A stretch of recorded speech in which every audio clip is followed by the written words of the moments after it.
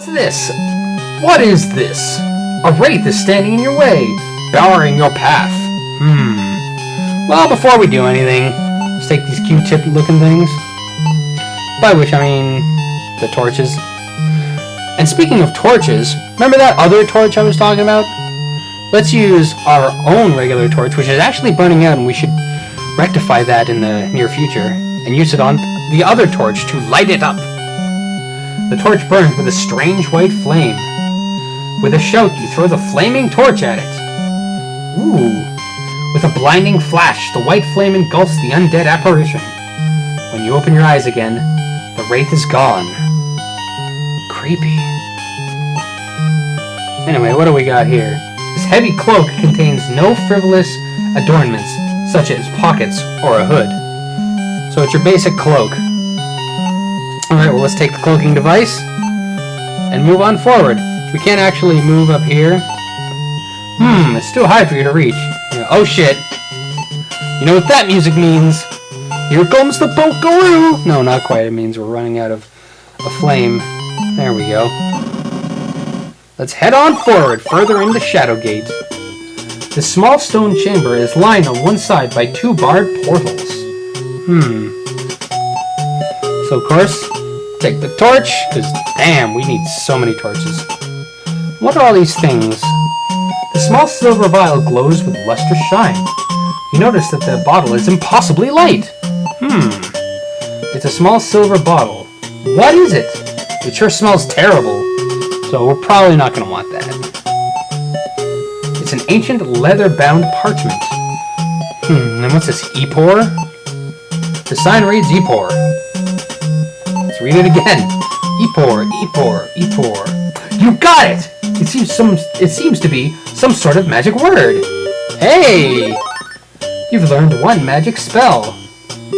By the way, everybody, that's not actually a real magic spell. If you do say Epor 3 times, nothing actually happens. Don't try it at home. You might injure yourself.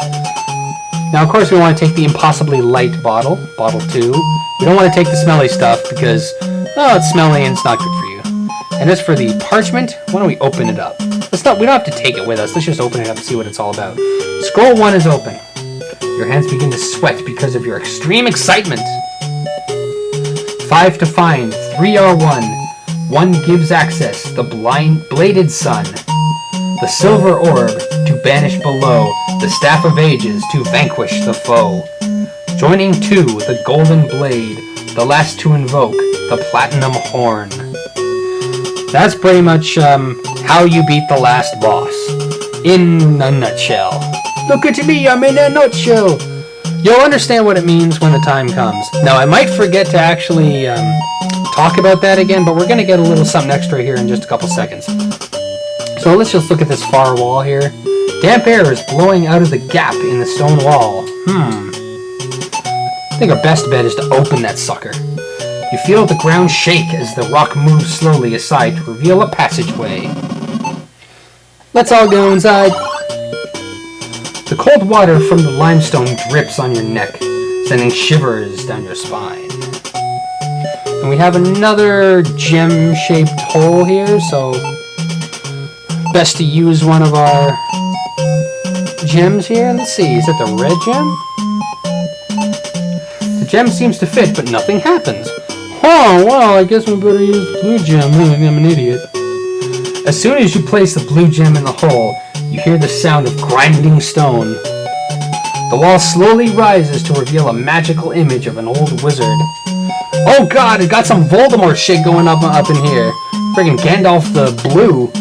Listen, warrior, the Warlock Lord can only be defeated by thy courage and the Staff of Ages. We've heard that before. Remember, 5 to find, 3 for the staff, 1 to be the key, and 1 to be thy pathway. So we're gonna need we're gonna need 5 important items total. 3 of them are gonna make up a staff. 1 is gonna be a key to get us into somewhere, and another one is gonna be some item we're gonna need to finally move into the last area. Have thy wits about thee, warrior. Fare thee well. That's how I used to sign off everything on my old blog. Fare thee well. And if you want to check out that blog, I think it's blinderror.blogspot.com, and I warn you, it sucks. The wall slides back into place, hiding the image from your sight. A scroll appears. A wild scroll appears. ArmagideonTime uses open. It's super effective. You've read the scroll. How about giving me a little bit on what it's about? The scroll reads, "As the shadow of the wind, thou shalt be." Humana. Oh, it's another spell. You've learned one magic spell. As the spell was chanted, the scroll too quickly vanishes. Well, we're done with this room. No more crazy, creepy wizards. Inside a small room. Now, what is this coiled-looking thing? It's a hemp of rope. Hemp rope? Let's smoke that shit. You know what I mean, man? Nah, instead, well, we got rope. And what's rope backwards? No, it's Epor. I don't know why it makes silly sense. Anyway, we shout Epor! As if this was Skyrim or something. There are many strange things in this world. When you said the magic spell, the rope moved. Having stretched up to the hole, the rope stops moving. The rope is erect. And let's move back up to this room, remember? This room full of mirrors reminds you of the Elven Funhouse at Krusty Super Funhouse.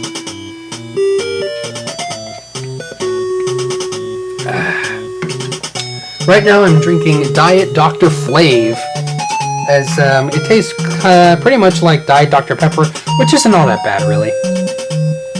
Now, how do we get into doors? Well, we open them. The door's locked. Shit! Well, we did pick up a key. We did pick up a key earlier. I believe it's key 3.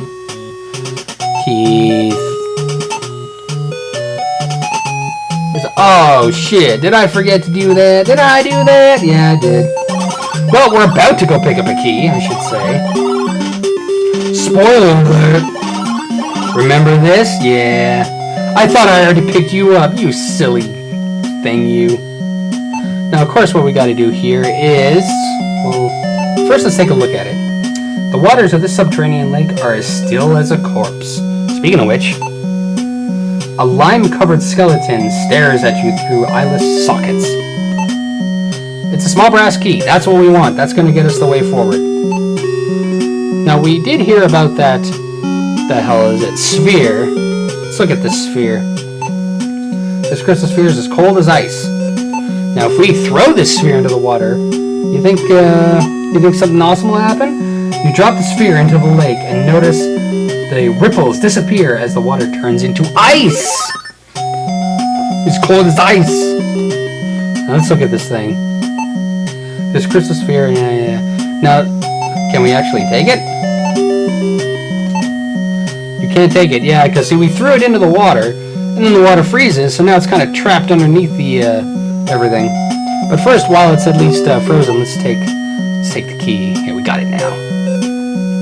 And why don't we, well, we gotta get our friggin' sphere back. We're gonna need that for later, so why don't we set the world on fire? And by world, I mean this tiny little lake. You put the burning torch close to it. It melts and then freezes again. The torch melts away the ice over the sphere, allowing it to float to the surface. Not surprisingly, the lake quickly refreezes, but at least we can take our sphere back. Spheres in hand. Kind of looks like a messed up friggin' Pokeball. Let's head back to that room that I claimed we could actually go into. Here we are. Let's use that number key 3. You know what I mean. Now see, what I don't understand is, I'm using a key on a door, but for some reason it cracks the door to hell. I don't get it. Holy shit, there's fire everywhere. This room is incredibly hot. This must be what the lower levels of Gehenna are like. I know, right? I was there last summer and damn, it was hot. The heat is unbearable and you have to turn back. Well, fuck. We're gonna need some way to get through there, at least be able to, cloak ourselves from the heat. So yeah, we use the cloak on ourself. You try on the cloak and find it very unbecoming. It barely fits over your armor.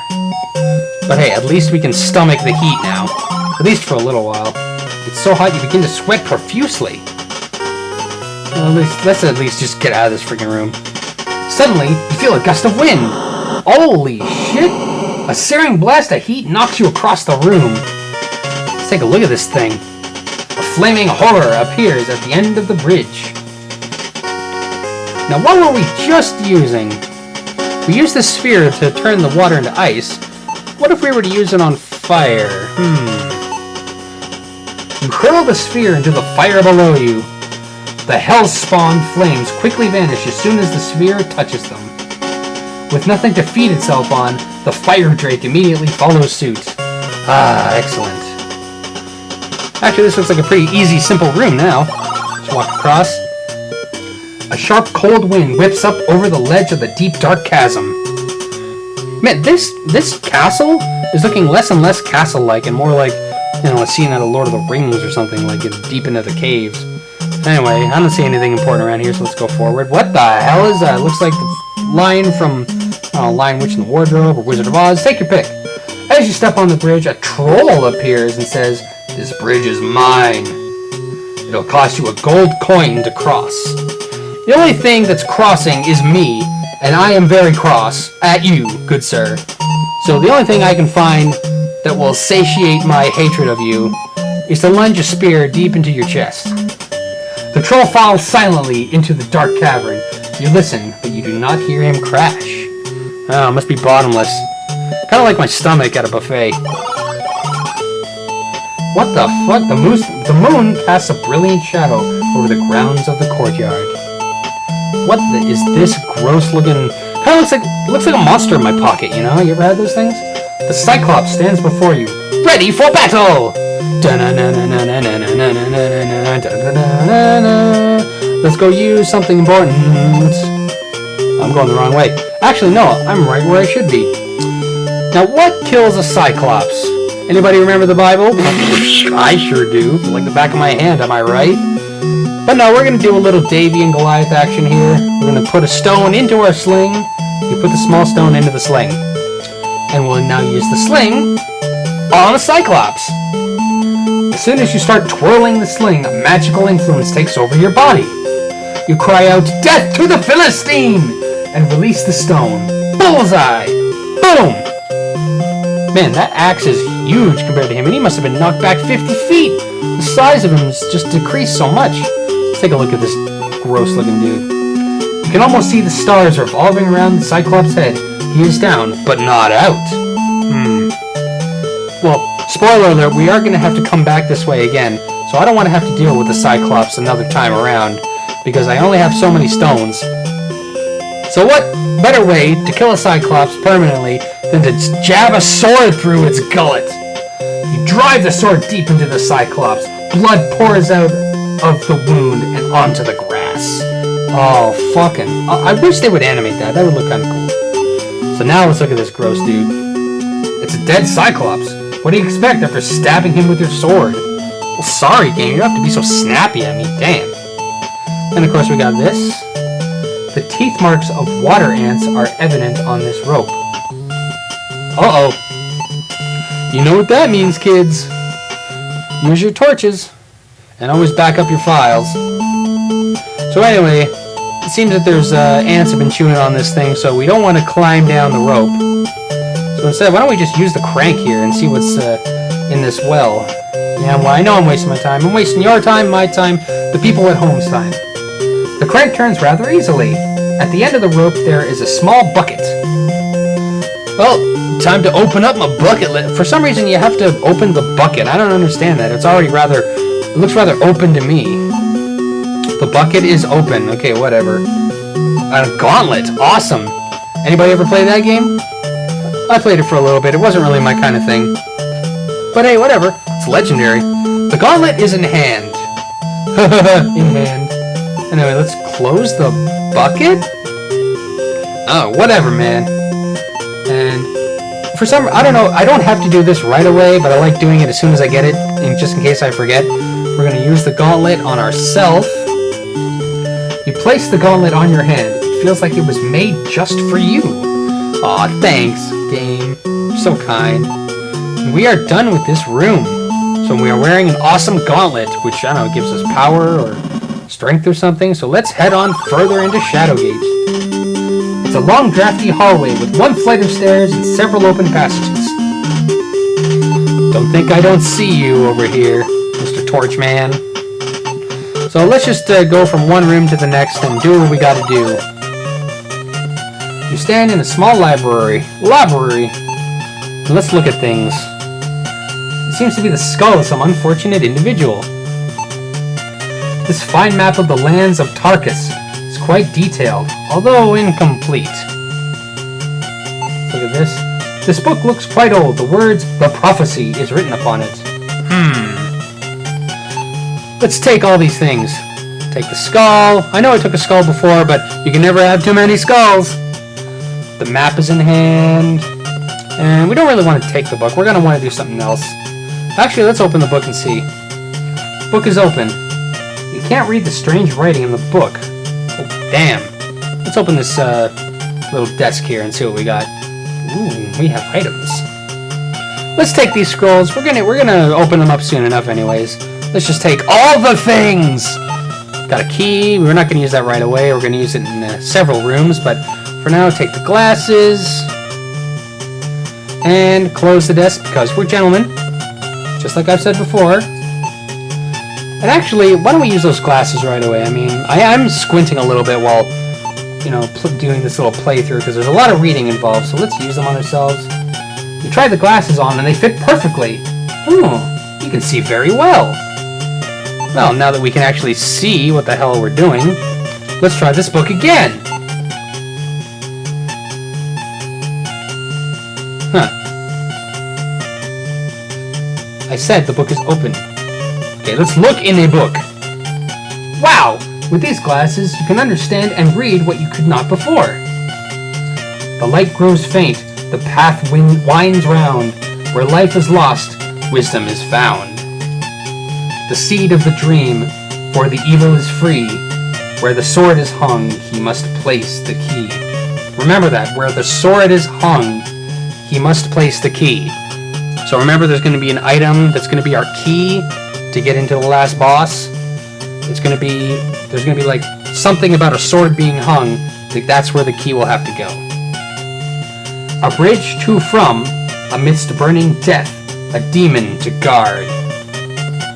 Motari Raizeth. So something about a bridge and a monster, Motari. I don't know, you learn one magic spell. As the spell was chanted, the book quickly vanished. Fuck you too, book. Anyway, we have one last gem left and we have one last gem hole. One last gem hole.